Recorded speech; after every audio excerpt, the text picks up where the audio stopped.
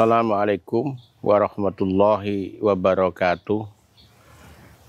Bismillah, alhamdulillah, wassalatu wassalamu ala rasulillah, Sayyidina wa maulana Muhammad ibni Abdillah, wala hawla wala quwwata illa billah. Para santri, wali santri, pemirsa, juga subscriber, satu kata yang perlu saya ucapkan di pagi hari ini, prihatin dan prihatin. Al-Ghazali pernah mengingatkan di dalam satu kitabnya yang sangat masyhur di kalangan para santri dan pesantren, yaitu kitab Bidayatul Hidayah.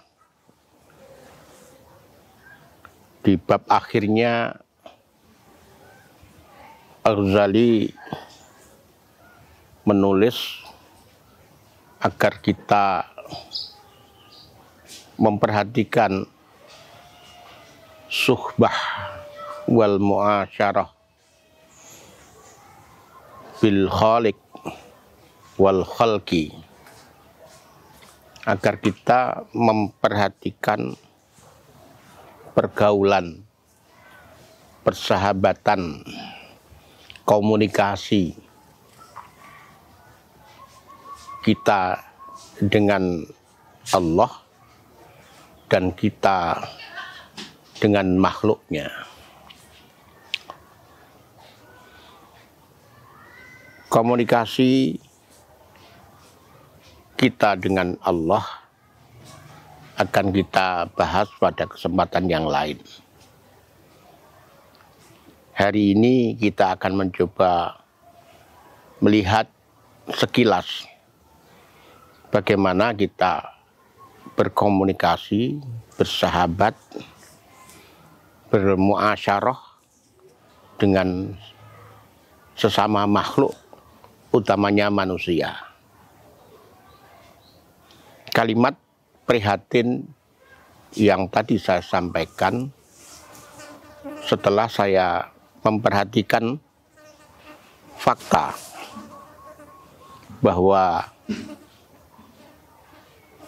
jarang di antara kita yang mampu berkomunikasi dengan baik dengan sesama, apalagi ketika kita menjadi elit, orang yang menempati kedudukan tinggi dalam status sosial, dalam tingkat ekonomi, lebih-lebih dalam politik. Mereka memperlakukan orang lain, apalagi berbeda cara pandang. Teman satu kelompok partai, teman satu organisasi sosial, itu bisa dianggap sebagai musuh dan pesaing. Sehingga untuk bisa mempertahankan posisi kita dalam status sosial, dalam perkembangan ekonomi yang kita geluti, lebih-lebih dalam politik, kita harus mengalahkan orang lain, harus menundukkan orang lain, bahkan teman kita sendiri, dengan jalan-jalan yang legal melalui aturan-aturan yang mereka sepakati, bisa juga melalui jalan yang segalanya menjadi halal. Ini yang membuat kita yang tinggal di pedesaan ini prihatin. Kenapa ya?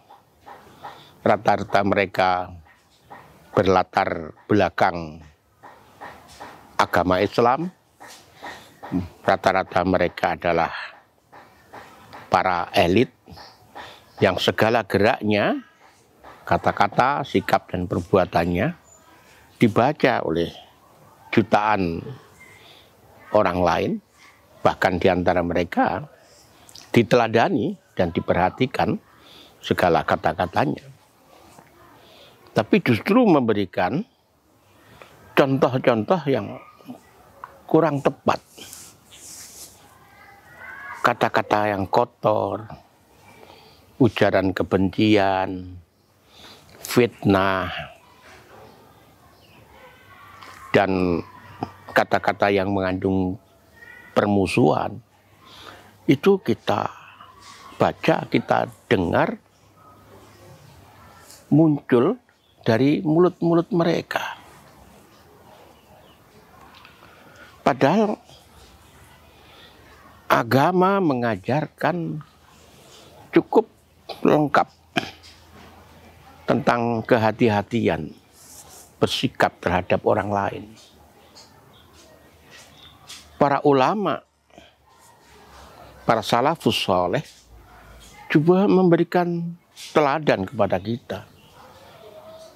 Sampai semisal Sayyidina Abu Bakar Siddiq radhiyallahu an mengganjal mulutnya dengan batu agar mereka tidak banyak berbicara. Bahkan Rasulullah juga dawuh, mereka yang punya iman dan ada keyakinan bahwa suatu ketika mereka nanti akan dihisab pada hari kiamat, harus menjaga kalimatnya, harus menjaga pembicaraannya. Kalau tidak, diam saja. Ini pedoman yang cukup lengkap. Bahkan di dalam agama kita ada konsep muflis yang sering diterjemahkan dengan kata bangkrut. Orang yang bangkrut di akhirat ternyata bukan mereka yang tidak sholat, yang tidak puasa. Mungkin mereka juga sudah haji berkali-kali, umroh berkali-kali. Layaknya seperti orang muslim yang soleh. Tapi muasarah dan suhbah dengan sesama ini meninggalkan jejak-jejak yang tidak baik. Hutang yang tidak terbayar, janji yang tidak terpenuhi, amanah yang dikhianati, kemudian menimbulkan rasa sakit pada orang lain lewat perbuatannya, lewat kebijakannya, lewat kata-kata kotornya, fitnah yang disebarkan, ghibah yang tidak pernah meminta halalnya, semuanya akan dihitung. Semuanya akan dipertimbangkan ketika amal baiknya tidak cukup untuk membayar itu semua di akhirat. Maka amal buruk seseorang yang dia punya tanggungan dan belum selesai akan ditimpakan kepada orang tersebut. Inilah orang yang bangkrut. Ancaman-ancaman semacam itu sangat banyak. Dan sebaliknya, hal-hal jalan pintas untuk mendapatkan anugerah Allah juga banyak. Dan diantaranya seperti sabda Nabi, ketika kamu kesulitan untuk melakukan kebaikan dan betapa sulit agar kebaikan itu diterima, Rasulullah bersabda, innama yakfika an tuhibba linnasi ma tuhibbu li nafsik wa takraha kama takrahu li nafsik. Kalau kamu merasa berat untuk melakukan kebaikan karena begitu sulitnya amal itu diterima, cukup bagi kamu untuk mencintai orang lain, mencintai manusia sebagaimana kamu mencintai diri kamu sendiri. Dan kamu membenci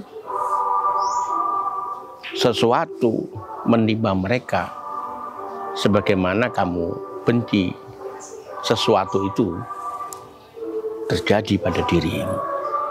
Ini kata kunci yang pernah Rasulullah SAW berikan kepada kita. Para santri, wali santri, pemirsa juga subscriber. Ini kesempatan bagi kita sebelum semuanya terlambat.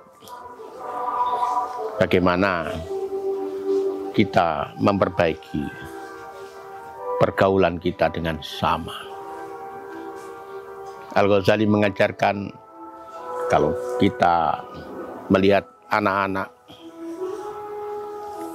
di dalam hati kita harus ada semacam kalimat, ya anak ini belum banyak maksiat, aku yang sudah dewasa terlalu banyak berbuat salah dan dosa. Kalau melihat orang tua di dalam hati kita, orang tua ini pasti lebih banyak berbuat kebaikan yang belum bisa aku lakukan. Kalau kita melihat orang kafir sekalipun, di dalam hati kita tertanam, ya dia kafir hari ini, tapi bisa jadi suatu ketika Allah memberikan daya dan dia meninggal dalam keadaan husnul khotimah. Dan aku sekarang ini memang seorang muslim yang beribadah, tapi ketika Allah mengendaki aku husnul khotimah, aku su'ul khotimah, bisa terjadi. Cara pandang ini adalah cara pandang yang optimisme, yang melihat orang lain bi'ainir rahmah, yang melihat orang lain dengan pandangan positif. Karena kita semua ini memang belum pasti. Ketika Rasulullah ditanya apakah Rasulullah pernah mendapatkan sesuatu yang berat dibanding perang Uhud, pernah, kata Nabi. Ketika beliau berdakwah tapi tidak mendapatkan sambutan, justru cacian, hinaan, bahkan lemparan batu. Pada saat itu malaikat datang kepada Nabi dan sudah mendapatkan izin dari Allah untuk membinasakan mereka, orang-orang yang menghina Nabi, menyakiti Nabi. Tapi apa kata Nabi? Arju ayyukhrijallah min sulbihim man ya'budullah wa la yusyriku bihi syai'a. Aku berharap Allah akan mengeluarkan dari sulbi mereka anak-anak yang beribadah kepada Allah dan tidak mensekutukannya dengan sesuatu. Ini kalimat yang luar biasa, yang perlu digarisbawahi, yang harus menjadi pedoman dan menjadi inspirasi bagi kita bagaimana kita memperlakukan orang lain. Kuncinya hati-hati.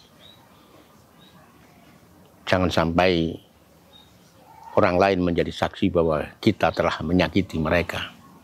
Sebaliknya, seluruh orang yang bertemu dengan kita, dimanapun, kapanpun, siapapun, hendaknya bisa menjadi saksi bahwa kita pernah berbuat baik kepada kita. Paling tidak kita pernah mengucapkan salam kepada mereka.